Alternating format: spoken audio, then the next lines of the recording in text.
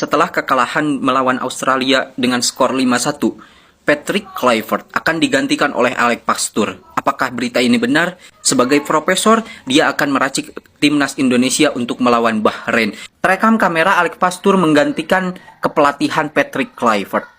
Apakah ini pertanda bahwa Alex Pastoor akan menjadi pelatih utama dan Patrick Kluivert akan menjadi asistennya? Kita saksikan, guys.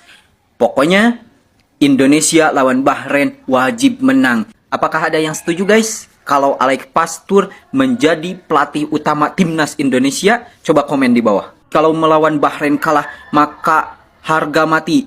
Patrick Kluivert harus pulang ke Bikini Bottom menemani SpongeBob SquarePants sajalah. Patrick Kluivert malah bengong, mending Alex Pastoor aja nih yang jadi pelatih. Pas lawan Australia kemarin, yang sibuk kasih instruksi malah Alex Pastoor. Gue kira sebagai pelatih kepala, Kluivert bakal aktif kasih arahan ke pemain, ngasih motivasi, kasih instruksi, minimal teriak-teriak dikit lah buat nyemangatin tim. Tapi yang ada dia malah diem doang kayak lagi nonton pertandingan di tribun VIP. Padahal kita lagi ketinggalan skor jauh nih. Buat nonton aksi timnas, kalian bisa langsung klik link di bio gua. Nah, bahkan di sesi latihan kemarin pun, Alex Pastoor yang terlihat lebih dominan buat ngarahin dan ngelatih pemain timnas kita. Dan jujur aja, kalau emang mau diganti sih gue setuju aja sih. Karena next match lawan Bahrain, kita butuh pelatih yang benar-benar tahu harus ngapain, bukan yang cuma jadi pajangan di pinggir lapangan doang.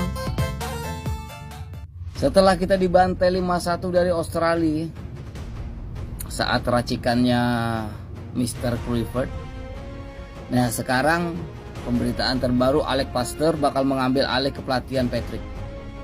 Jadi udah kayak ajang uji coba pelatih dan ajang audisi pelatih.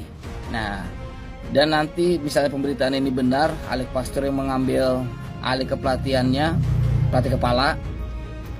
Kalau misalnya nih gagal melawan Bahrain, kita kalah atau imbang aja gitu kan, masih ada satu pelatih, guys. Masih ada satu pelatih, ya kan?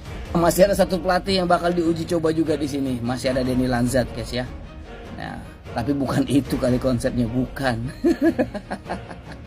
Jadi kalau memang ini benar, Alex Pastoor yang bakal menjadi pelatih kepala, kita lihat aja nanti bagaimana perkembangannya saat melawan Bahrain. Karena jujur, waktu saat melawan Australia itu yang banyak memberikan arahan tuh dia ini ketimbang Patrick. Nah, kita mungkin bisa lihat dari sisi lapangan, dari pinggir lapangan udah kita lihat gitu ya. Tapi terlepas apapun itu, kita tunggu aja nanti hasilnya, guys ya. Kita juga jangan terlalu cepat menyimpulkan apapun. Nah, kan kita boleh beropini apapun, boleh, silahkan. Yang penting jangan sampai menimbulkan keresahan. Itu ya, guys ya. Tetap cintai timnas Indonesia. Dan ini juga nih satu berita yang paling heboh saat Mesilger mengalami cedera saat melawan Australia kemarin. Terus dipastikan tidak bisa bermain saat melawan Bahrain. Nah, ini udah heboh banget. Banyak banget cercaan, makian, hujatan yang bilang tidak nasionalis lah, mainnya jelek lah, setiap kali main di timnas begitulah. Banyak banget yang seperti itu. Terlalu cepat teman-teman itu menyimpulkan hal-hal yang seperti itu gitu loh. Janganlah, kita nggak boleh ngejudge seseorang. Kita lihat aja nanti ke depannya Mesilger pasti menunjukkan bukti kecintaannya terhadap timnas Indonesia. Mungkin karena Mesilger lagi kurang fit atau seperti apa ya, kondisinya harus seperti itu, dan kita tidak bisa juga menerka-nerka bahwa dia itu tidak nasionalis lah, apalah, inilah itulah. Jangan terlalu ngejudge seseorang. Oke, kita tunggu aja nanti saat menjamu Bahrain skema apa yang akan diturunkan, dan mudah-mudahan kita berharap bisa menang, guys ya. Itu, amin. Dukung terus untuk timnas Indonesia. Inilah poin ranking FIFA yang diperoleh timnas Indonesia jika mampu kalahkan timnas Bahrain. Yaps, timnas Indonesia akan bertanding melawan Bahrain pada 25 Maret 2025 di Stadion Utama Gelora Bung Karno, Jakarta dalam lanjutan grup C kualifikasi Piala Dunia 2026 zona Asia. Setelah kekalahan memalukan 1-5 dari Australia pada 20 Maret 2025, Indonesia harus merelakan 4,24 poin FIFA. Meskipun demikian, kemenangan atas Bahrain bisa memberikan keuntungan besar. Timnas Indonesia berpotensi mendapatkan 16,57 poin FIFA, yang hampir 4 kali lipat lebih banyak dibandingkan poin yang hilang saat melawan Australia. Ini karena posisi Bahrain yang lebih tinggi di peringkat FIFA 81 dibandingkan Indonesia yang berada di peringkat 127. Namun, jika Indonesia hanya meraih hasil imbang melawan Bahrain, mereka masih bisa memperoleh 4,07 poin tambahan. Sebaliknya, jika timnas Indonesia kalah dari Bahrain, mereka harus kehilangan 8,43 poin FIFA. Dengan demikian, laga melawan Bahrain sangat penting untuk timnas Indonesia, baik dari segi perolehan poin maupun menjaga posisi di ranking FIFA. So, bagaimana pendapatmu? Jangan lupa follow, like, comment, and share video ini. Salam bola. Kalian bisa baca nih yang di bawah nih. Alex Pastur ambil alih sesi latihan timnas Indonesia. Patrick Kluivert ikut mantau. Nah, kan Patrick Kluivert pelatih sebagai pelatih utama, head coach. Kenapa kok malah dia yang mantau? Emang dia manajer. Kalian bisa lihat di sini Alex Pastur yang malah ambil alih sebagai kepala pelatih. Dia yang latih semua pemain tentang strategi dan lain-lain. Di sini bisa kalian lihat tuh, Alex Pastur cuma jalan-jalan sama mantau doang. Ya elah, ini Pak Erick Thohir nggak salah nih. Ambil Patrick sebagai pelatih, cuma jalan-jalan mantau doang. Kalian bisa lihat nih, di sini yang aktif itu Alex Pastur dan Denny Lanzet loh. Patrick Kluivert malah diem mantau sana sini. Anda itu pelatih loh, bukan satpam atau manajer. Kalau memang secara profesionalisme Anda tidak bisa sebagai pelatih, ya udah, Anda mundur digantikan oleh Pastur atau yang lain aja nggak apa-apa, daripada Anda di sini statusnya sebagai pelatih tapi secara kinerja dan lapangan Anda 0 atau 0. Gimana nih menurut kalian? Tinggalkan di kolom komentar ya. Pahit, sangat kecewa dengan hasilnya. Tapi gue tidak begitu kecewa dengan permainannya.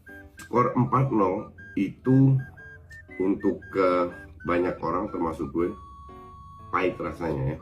Sangat kecewa. Perubahan yang terjadi di babak kedua is just not enough. Kita nggak boleh kebobolan lewat corner kayak begitu. 2 kali, bukan sekali. Pas juga nggak keluar.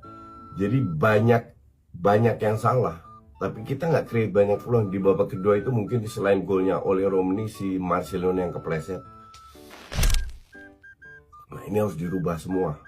Mungkin plus poinnya dari Patrick Kluivert adalah dia baru latihan 2 hari 1 pertandingan. Cuman pada saat dia mengambil job ini, dia harus sadar bahwa memang lu nggak dapat banyak waktu. Sanggup nggak lu? Kalau dia berani ambil job ini, artinya dia bertanggung jawab. Di sisi lain, kenapa gue kemarin setelah pertandingan ke beberapa teman-teman fans itu ada sekitar 20-an banyak yang video gue jelaskan ini belum fatal, kita harus sabar. Kalau misalnya Glenn nyuruh saya mundur hari ini, saya mundur. Wah, saya mana berani Pak. Loh, kalau rasa pesimisme itu atau semua ngeliat suruh mundur, ya udah saya mundur. Pak Erick, kalau mimpi itu tidak tercapai di 2026 Pak. Ya namanya mimpi. Sekarang mau tinggal usaha atau enggak dong? Gitu kan. As simple as that. Toh umur saya segini-gini aja, ya mau apa? Pak Erick, tapi saya masih penasaran. Kalau misalnya Glenn nyuruh saya mundur hari ini, saya mundur. Wah, saya mana berani Pak. Loh, kalau rasa pesimisme itu atau semua ngeliat suruh mundur, ya udah saya mundur. Bikin aja. Saya izin ya ke FIFA, saya izin ke Pemernas, yang udah saya pamit, nggak apa-apa. Dah. Artinya Erick Thohir nothing tulus ya Pak?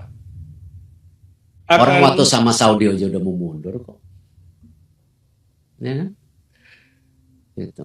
Okay. Tapi kan kembali, how we bring back kesatuan ini untuk fight back gitu dong. Yeah.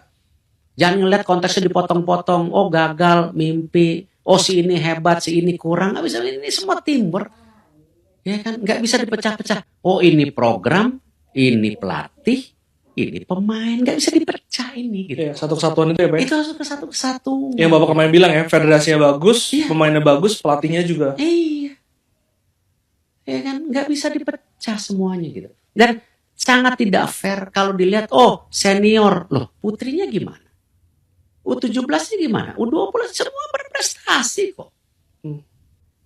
Kok seakan-akan jadi cuman. Dan yang senior juga nanti jadi tua. Yang 17-20 mesti naik gitu kan. Iya. Itu. Ya, jadi nggak fair, jangan dilihat itu unproportional gitu. Kita harus benar-benar nginjak bumi. Ya, lihat perspektif. Kevin Gedong nggak ada naik-naiknya, nyaris nggak ada naik. Mungkin 10 menit terakhir dia naik. Justru yang kita butuhkan adalah main di tengah, tarik lawan di tengah, manfaatkan sayap gitu loh. Nah ini kurang, nggak kelihatan. Feeling gue 3-4 pemain nggak paham sistemnya Kluivert.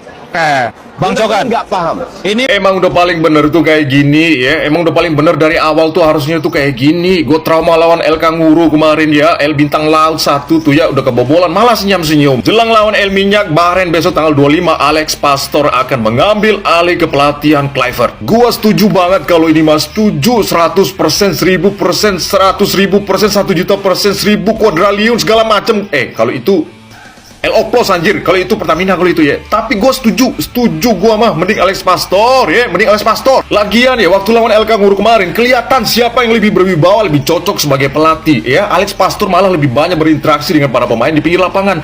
Sedangkan Patrick Kluivert El Bintang Laut gini-gini doang, senyum bolak-balik. Kata gue mah emang dari awal itu posisinya tuh ketuker ya, ketuker. No, lu lihat no, kelihatan siapa yang lebih berwibawa sebagai pelatih. Lu lihat Alex Pastor tuh anjir.